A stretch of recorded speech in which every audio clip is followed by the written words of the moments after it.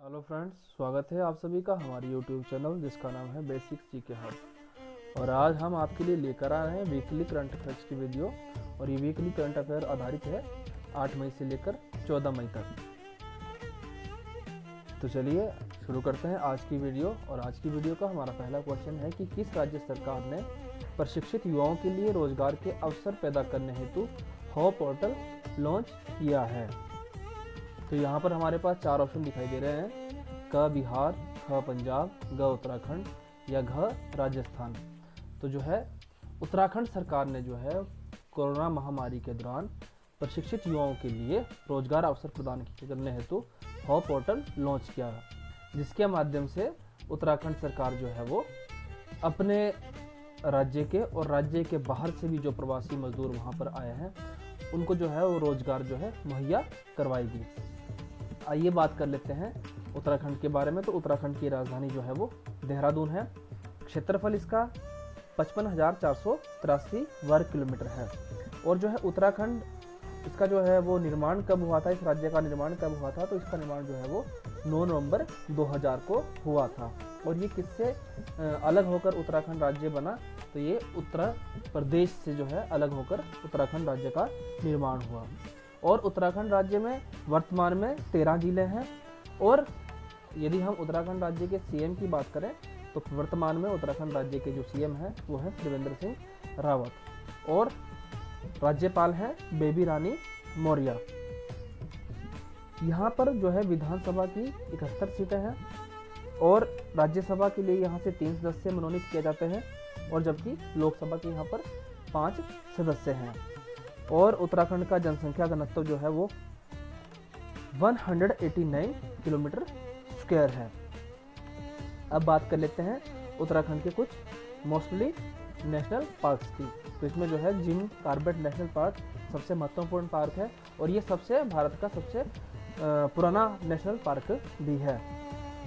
और जिसको कि और यूनेस्को द्वारा जो है विश्व धरोहरों में जो है फूलों की घाटी राष्ट्रीय पार्क उद्यान और नंदा देवी राष्ट्रीय उद्यान जो कि चमोली जिले में स्थित है, इनको यूनेस्को द्वारा विश्व धरोहर में भी शामिल किया गया है। और जो है अभी जो करंट अफेयर्स का एक क्वेश्चन है कि फर्स्ट ग्लास ब्रिज जो है भारत में पहला ग्लास ब्रिज बनाने की मंजूरी जो है वो उत्तराखंड के ही एक शहर को दी गई है। तो उस शहर का नाम है ऋषिकेश। तो भारत का पहला ग्लास ब्रिज बनाने की मंजूरी जो है वो उत्तराखंड के ऋषिकेश को दी गई है। अर्थात ऋषिकेश में भारत का पहला ग्लास ब्रिज बनाया जाएगा। आइए चलते हैं हमारे नेक्स्ट क्वेश्चन की तरफ।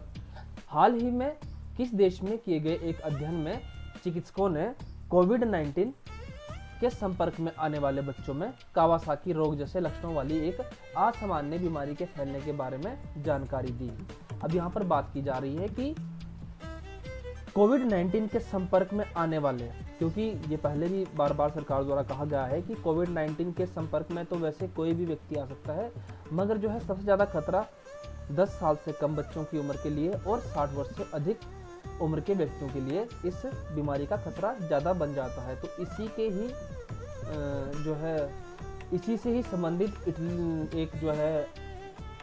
इटली में एक अध्ययन किया गया, जिसमें कि बच्चों में कावासाकी रोग के लक्षणों वाली एक असामान्य बीमारी की भी जानकारी मिली है कि जो है कोरोना महामारी के संपर्क में आने से बच्चों में कावासाकी रोग की बीमारी जो है एक असामान्य बीमारी है, उसको भी फैलने का खतरा बढ़ गया है। तो यहाँ से हमारा का ऑप्शन जो है वो इटली बिल्कुल सही हो जाता है कि इटली में ये अध्ययन किया गया और वहाँ पर इस महामारी के फैलने की जो है वो बात कही गई है। अब बात कर लेते हैं थोड़ी इटली के बारे में। तो इटली की राजधानी है रोम और यहाँ की लैंग्वेज है इटालियन। और जो है प्रेसिडेंट है इसके प्रेजेंट टाइम में वो है सर्जियो मैटेरेला। और इसकी जो पड़ोसी देश हैं वो है फ्रांस, स्विट्जरलैंड, ऑस्ट्रेलिया और स्लोवेनिया। तो हमारे सेकंड क्वेश्चन का आंसर जो है वो का ऑप्शन बिल्कुल सही हो जाता है कि इटली में जो है वो कोरोना महामारी के फैलने से जो है बच्चों में कावासाकी रोग के लक्षणों का भी जो है वहाँ पे पता चला है। आइए चलते हैं हमारे नेक्स्ट क्वेश्चन की तरफ। प्रधानमंत्री नरेंद्र मोदी द्वारा कोरोना वायरस से उपजे आर्थिक हालात को सुधारने के लिए कितने लाख करोड़ रुपए की घोषणा की गई है। अब जैसा कि आप सभी जानते हैं कि पूरे भारतवर्ष में जो है वो कोरोना महामारी, भारतवर्ष में क्या पूरे विश्व में ही कोरोना महामारी फैल चुकी है। तो इसी के मद्देनज़र भारत को भी जो है वो 24 मार्च के बाद पूर्णतः लॉकडाउन किया गया था, जिससे कि पूरी अर्थव्यवस्था जो है वो यहाँ पर क्या हो गई, वो उसको नुकसान हो गया हमारी अर्थव्यवस्था जो है। और अभी हाल ही में जो है वो मूडीज ने जो है, एक रेटिंग एजेंसी है, उसने बयान दिया है कि भारत की अर्थव्यवस्था जो है इस साल कितनी रहेगी, 0%। जो भारत की ग्रोथ रेट है वो कितनी परसेंट जाएगी, यानी कि 0%। भारत की अर्थव्यवस्था में कोई भी जो है वो डेवलपमेंट नहीं होगा। तो इसी के मद्देनज़र भारत के प्रधानमंत्री नरेंद्र मोदी द्वारा कोरोना वायरस से उपजे आर्थिक हालात को सुधारने के लिए कितने लाख करोड़ रुपए की घोषणा की गई है। तो इसके लिए प्रधानमंत्री मोदी जी ने 20 लाख करोड़ रुपए के आर्थिक पैकेज की घोषणा की गई है। और इसके साथ साथ जो है आत्मनिर्भर भारत योजना की शुरुआत की गई है, क्योंकि जब हमारा देश भारत आत्मनिर्भर बनेगा तो यहीं पर ही रोजगार के अवसर उपलब्ध होंगे और यहीं का जो है वो सामान बनेगा और हमारे देश में ही बिकेगा। तो इससे जो है हमारे देश में रोजगार के साधन बढ़ेंगे। आइए चलते हैं हमारे नेक्स्ट क्वेश्चन की तरफ। हाल ही में किस देश ने FightChess.com ऑनलाइन नेशंस कप खिताब अपने नाम किया है? तो हमारे पास 4 ऑप्शन दिखाई दे रहे हैं, नेपाल, चीन, रूस और पाकिस्तान। तो यहाँ पर जो है वो चीन जो है वो बिल्कुल सही आंसर हो जाता है, ख ऑप्शन, कि चीन ने FightChess.com। अब ये FightChess.com जो है एक चेस की टूर्नामेंट थी जो कि ऑनलाइन ही देशों के बीच में खेली गई। तो इस ऑनलाइन प्रतियोगिता में जो है चीन प्रथम स्थान पर रहा और ये अमेरिका से ड्रॉ खेलकर पहले स्थान पर रहा और अमेरिका जो है वो दूसरे स्थान पर रहा और भारत का इसमें जो है 5वां स्थान रहा। और यदि तीसरे स्थान की बात करें तो यूरोप को इसमें तीसरा स्थान मिला।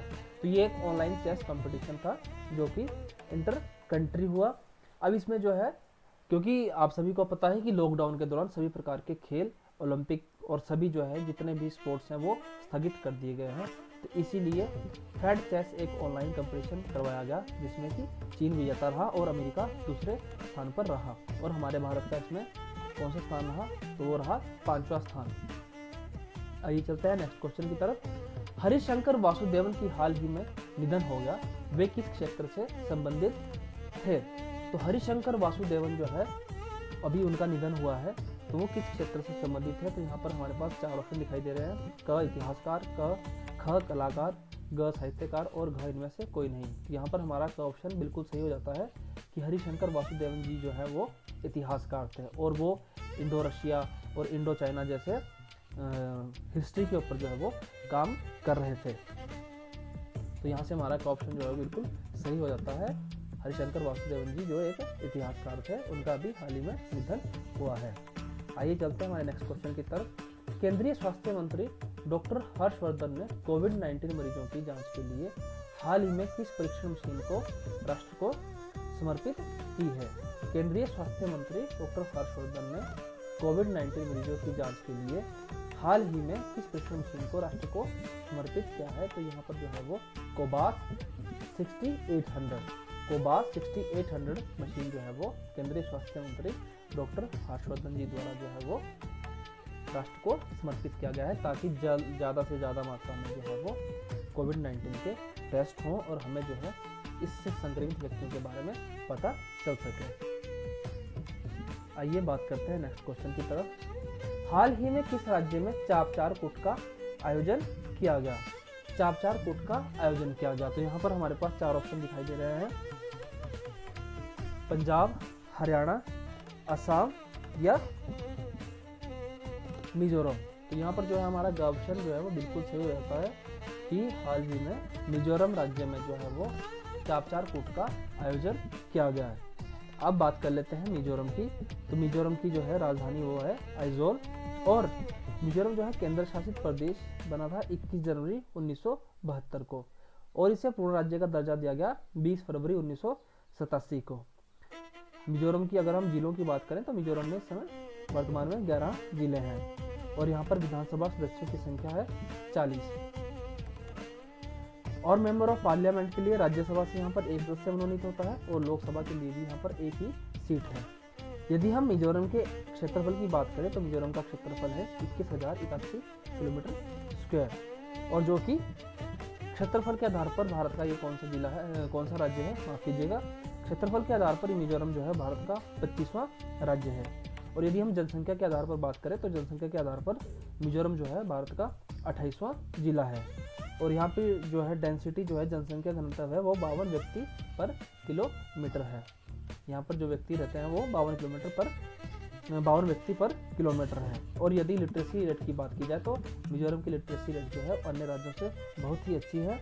और 2011 की जनगणना के अनुसार मिजोरम की लिटरेसी रेट जो है जनगणना दर वो है 91.58%। 91.58%, क्योंकि आजकल जो है कम्पिटिटिव एग्जाम में लिटरेसी रेट और जो है अपनी सेंसस से संबंधित बहुत सारे क्वेश्चन जो है पूछे जाते हैं। तो और लिटरेसी रेट और आपका डेंसिटी, पॉपुलेशन डेंसिटी और एरिया के बारे में जो है बहुत सारे क्वेश्चन पूछ लिए जाते हैं। तो यहाँ पर लिटरेसी रेट की अगर हम मिजोरम की बात करें तो वो है 91.58%। दोस्तों प्लीज़ हमारी वीडियोस को लाइक करें, सब्सक्राइब करें और शेयर करें, ताकि हमें भी मोटिवेशन मिलता रहे और हम आगे भी अच्छा काम करते रहें। आइए चलते हैं हमारे नेक्स्ट क्वेश्चन की तरफ। पंजाब और हरियाणा उच्च न्यायालय ने हाल ही में किस झील को जीवित इकाई घोषित किया है? पंजाब और हरियाणा उच्च न्यायालय जो कि कहाँ पर है? चंडीगढ़ में है। तो पंजाब और हरियाणा उच्च न्यायालय ने हाल ही में किस झील को जीवित इकाई घोषित किया है? तो यहाँ पर हमारा ऑप्शन जो है बिल्कुल सही होता है कि सुखना झील को, जो कि चंडीगढ़ में ही है, सुखना झील को पंजाब और हरियाणा उच्च न्यायालय ने जीवित इकाई घोषित किया है। अब जीवित इकाई से हमारा जो है वो अर्थ क्या है? कि जीवित इकाई से हमारा अर्थ ये है कि जीवित इकाई को एक मनुष्य के समान ही माना गया है, कि वो सांस ले सकती है, उसका जीवन है, और यदि उसके भी जो है हमारे फंडामेंटल्स राइट्स जो है हमें आम आदमी को दिए जाते हैं, उसी प्रकार जीवित इकाई जब इसको घोषित कर दिया जाता है तो इसके भी फंडामेंटल राइट्स बन जाते हैं और इसको एक इंसान की तरह ही, ह्यूमन बीइंग की तरह ही इसको लिया जाता है।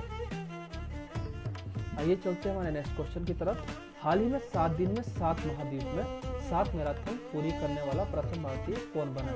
हाल ही में 7 दिन में 7 महाद्वीप में 7 मैराथन पूरी करने वाला प्रथम व्यक्ति कौन बना? तो प्रथम भारतीय जो था वो आदित्य राज बने, जिन्होंने 7 दिन में 7 महाद्वीप में 7 मैराथन पूरी की। आइए चलते हैं हमारे नेक्स्ट क्वेश्चन की तरफ कि हाल ही में सीबीएसई के नए अध्यक्ष किसे नियुक्त किया गया? यदि हम सीबीएसई की बात करें तो सीबीएसई का फुल फॉर्म हो जाता है central board of school education, और इसकी स्थापना की गई थी 1962 में, और इसका हेडक्वार्टर जो है वो कहाँ पर है? दिल्ली में। और इसके जो चेयरपर्सन अभी जो बनाए गए हैं वो किससे नियुक्त किया गया? तो वो है मनोज आहूजा। तो यहाँ पर हमारा जो ऑप्शन बिल्कुल सही हो जाता है कि हाल ही में सीबीएसई के नए अध्यक्ष किसे नियुक्त किया गया? तो वो है मनोज आहूजा। आइए बात करते हैं हमारे नेक्स्ट और लास्ट क्वेश्चन की। हाल ही में इनमें से किसको फेड कप हार्ट अवार्ड से सम्मानित किया गया है? हाल ही में इनमें से किसको फेड कप हार्ट से सम्मानित किया गया है? तो हमारे पास यहाँ पर 4 ऑप्शन दिखाई दे रहे हैं। क दीपा मलिक, ख साइना नेहवाल, ग सानिया मिर्जा और घ दिया मिर्जा। तो हमारे पास यहाँ पर जो है ऑप्शन बिल्कुल सही रहता है कि जो है सानिया मिर्जा को फेड कप हार्ट अवार्ड से सम्मानित किया गया है। और उन्होंने ये जो फेड कप हार्ट से जो इन्हें सम्मानित राशि मिली $2000 अमेरिकी डॉलर, इसको तेलंगाना सरकार के मुख्यमंत्री राहत कोष में इसको बांट दिया है। जो राशि इन्हें मिली थी उन्होंने इसको कोरोना महामारी के दौरान मुख्यमंत्री राहत कोष में इसको दान भी कर दिया है। और बात कर लेते हैं फेड कप के बारे में। तो फेड कप जो है इसका स्थापना कब हुई थी? फेड कप स्टार्ट कब हुआ था? ये हुआ था 1963। तो यहाँ पर हमारा जो ऑप्शन जो है बिल्कुल सही हो जाता है कि सानिया मिर्जा को जो है फेड कप हार्ट अवार्ड 2020 से सम्मानित किया गया। और कब किया गया? मई 2020 में। तो दोस्तों हमारी वीडियोस को लाइक और सब्सक्राइब करने के लिए आपका तहे दिल से धन्यवाद, और आशा करते हैं कि आगे भी आप इसी प्रकार से हमारी वीडियोस को लाइक करेंगे, सब्सक्राइब करेंगे और शेयर करेंगे, ताकि हमें मोटिवेशन मिलता रहे। धन्यवाद दोस्तों, मिलते हैं नई वीडियोस के साथ।